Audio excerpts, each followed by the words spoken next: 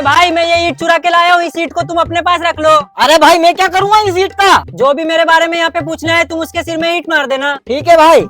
अरे भाई तुम्हारे पास कोई चोर भग के आया क्या?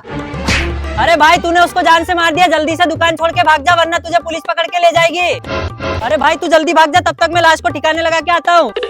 चल उठ जा, आज से इस दुकान पे अपना कब्जा हो गया। अरे भाई तूने लाश को ठिकाने लगा दी। अबे ओए तू क्या करने आया यहाँ पे? भाई मैं तो मेरी दुकान पे आया हूँ। अबे ओए अब से ये दुकान तेरी नहीं है, तूने जिसे जान से मारा उसकी आत्मा ने तेरी दुकान पे कब्जा कर लिया है। ए आत्मा कहाँ है उसकी? आत्मा देख वो रे, देख ये रे। अरे भाई इस आत्मा को मेरी दुकान से बाहर निकाल दे। मोमबत्ती है? हाँ है। चल तो फिर बैठ यहाँ पे। ए आत्मा मेरे पास को आ इधर।